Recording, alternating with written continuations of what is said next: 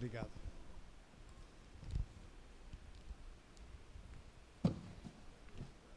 Caros irmãos e irmãs, hoje o texto do Evangelho foi um pouco mais comprido. E foi mais comprido porque Jesus realmente quis deixar bem claro que ele não veio destruir a religião dos judeus, nem implantar uma nova religião. Não. Jesus, ele acredita no Antigo Testamento como palavra de Deus, transmitida pelos profetas, de maneira que reconhece que aqueles textos antigos são palavra de Deus. Como digo, transmitida pelos profetas, mas palavra de Deus. Jesus não veio, pois, abolir, instalar uma nova religião, mas veio aperfeiçoá-la.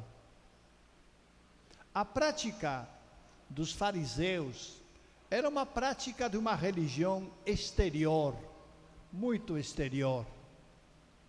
Se preocupavam com aparecer diante dos outros como santos e imaculados, mas na verdade eram tremendamente pecadores, porque os seus corações não estavam com Deus, os seus corações estavam consigo mesmos, só obedeciam a si mesmos e eram guiados pela ambição, pelo orgulho e pela prepotência. Eram assim os corações dos fariseus. Adoravam ser admirados, louvados nas ruas, admiravam tudo isso. Jesus não veio, pois, destruir o judaísmo, veio aperfeiçoá-lo. Aperfeiçoá-lo. E nesta tentativa de aperfeiçoar o judaísmo, Jesus destaca 3 mandamentos. Não todos, mas só 3. Coisas bem claras que estavam na Bíblia e que serviam para orientar o relacionamento dos judeus. A primeira é: não matarás. Não matarás. Mas Jesus reconhece que há muitas formas de matar uma pessoa. Não é só com uma faca ou um revólver. A gente mata com a palavra. Falando mal de alguém, já estamos matando. Já estamos matando o outro, tá? E infelizmente a nossa palavra é ferina e não respeita, e acaba realmente ofendendo as pessoas e, de alguma forma, matando também a sua dignidade. Tá? Jesus alerta, porque não se pode matar só com faca ou revólver, com bala, mas se pode matar de muitas maneiras, de muitas outras maneiras. E é preciso tomar cuidado para não ofender ninguém, para respeitar todos, para efetivamente não falar mal de ninguém. E esta é uma lição que, apesar de tantos séculos que já passaram, Cristo viveu há mais de 20 séculos, apesar disso nós não acabamos de aprender. E de vez em quando soltamos a língua, ferindo, ofendendo, falando mal dos outros e pecando, porque isso é um pecado. E às vezes pode ser um pecado grave.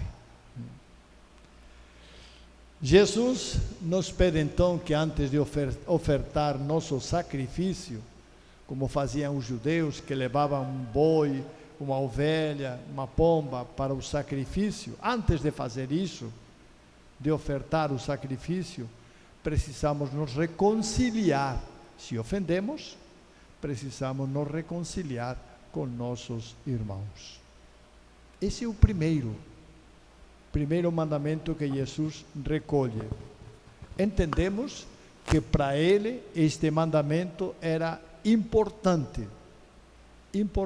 Por isso ele aponta aos seus discípulos, através de Mateus, o evangelista, aponta este fato para que os discípulos não caiam na mesma situação que os judeus em geral caíam. A segunda coisa que Jesus salienta, o segundo mandamento, é: não cometerás adultério. Devia ser uma coisa frequente, já que Jesus o traz à tona e o apresenta: não cometerás adultério. E quem comete adultério realmente peca gravemente. E esta lei não é só para 2000 anos atrás, é também hoje. Hoje, entre nós também acontece isso. Nós não podemos negar. Há pessoas adúlteras. E, uma vez mais, Jesus nos alerta: olha, o adultério não é só manter relações sexuais com uma mulher casada. Não. Basta olhar. Depende da intenção. Basta olhar uma mulher, ou um homem também, tá? Não é só mulher, mas também homem. Basta olhar com má intenção, com a intenção de possuir, e já cometemos adultério. Então, não precisamos fazer nada. Cometemos adultério com o pensamento, com a vista e o pensamento. É isto que Jesus nos diz. Com a vista e o pensamento cometemos adultério. Então Jesus acrescenta: quando você perceber que o teu olho, a tua mão, ou a tua língua, ou qualquer outra coisa, ou qualquer outro membro do teu corpo, te leva a pecar, corta-o. A atitude de Jesus é extremamente radical. Corta-o, tira o olho, ou corta a mão, para que você não peque. E o argumento de Jesus é: olha, é melhor entrar manco ou sem olho no céu, que entrar com todos os olhos e todas as mãos e ir para o inferno. E ele tem razão. Tá? Esse é o segundo: não cometerás adultério. Mas Jesus acrescenta mais um, que é: não jurarás falso. E Jesus aqui também é radical. Diz: olha, não é só não jurarás falso, não jurarás nunca. Evita jurar. Era um costume que os judeus tinham, juravam por Deus, pelo templo, por todas as coisas, né, sagradas. Jesus diz: não jura, procura não jurar, que a tua palavra seja sim, palavra sincera, mas certa, seja sim ou seja não, mas que seja uma palavra sincera, tá? Mas não jura, evita jurar. Essas foram as três coisas que Jesus salientou e que está salientando nesta leitura de Mateus, tá? Mas se Jesus veio aperfeiçoar a religião judaica, como fazer isso? Como ele fez isso e como nós também podemos viver de uma forma mais perfeita? E aqui vem uma questão que está muito presente nos evangelhos, que é a questão do amor a Deus. Do amor a Deus. Nós sabemos que temos que amar a Deus. O próprio Jesus nos pediu, e temos um mandamento da lei de Deus que diz: amarás a Deus sobre todas as coisas. Quer dizer, nós temos que amar a Deus. Mas como vamos amar a Deus se nós não o vemos? Não vemos Deus. Deus Pai nunca ouvimos. Jesus, 2000 anos atrás, esteve na terra, mas já subiu ao céu e também nós não ouvimos. E o Espírito Santo? O Espírito Santo, eu diria que das três pessoas santíssimas, é aquele que mais próximo está de nós e que alguma vez o sentimos, não o vemos, mas o sentimos, o Espírito Santo. E o sentimos por quê? Porque às vezes ele nos corrige e evita que nós façamos coisas erradas, dando-nos o seu conselho.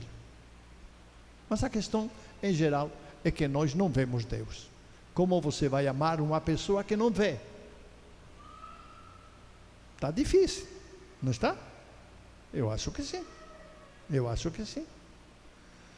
Mas Jesus nos deu a chave do amor a Deus. Nos deu a chave. Qual foi a chave?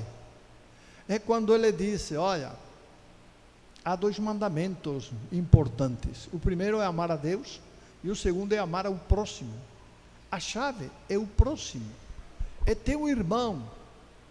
É aquele que convive na tua casa, onde muitas vezes o ambiente não está bom, e falta diálogo, e falta paz. Deus se manifesta em nosso irmão, e nós devemos manifestar nosso amor em nosso irmão. É amando o irmão que nós realmente expressamos nosso amor a Deus. É amando ao irmão que eu sei como amo a Deus. Se eu odeio meu irmão, seja quem for, se eu odeio meu irmão, eu não amo a Deus. Não vamos conversar com isso, não. Eu não amo a Deus. Eu tenho que me reconciliar com meu irmão para depois, sim, amar a Deus. E a reconciliação será a expressão do meu amor a Deus. Mas se eu tenho inimigos, odeio algumas pessoas, eu não estou amando a Deus. Esse é o segredo do amor a Deus. Não vemos a Deus, mas podemos amá-lo nos nossos irmãos, nos irmãos da nossa comunidade e até nos irmãos separados, sejam protestantes, sejam o que for, judeus, o que for. Podemos amar a Deus em nossos irmãos. Esse é o ensinamento de Jesus. Essa é a grande transformação que Jesus veio realizar. Não veio mudar as coisas, destruir a fé dos judeus, não. Veio valorizar e orientar para que nós, cristãos, que acreditamos firmemente em Cristo Jesus, possamos viver a nossa fé através do amor aos nossos irmãos. Meus irmãos, minhas irmãs, que Deus nos conceda a todos a graça, esta graça do amor aos irmãos e do amor a Deus. Amém.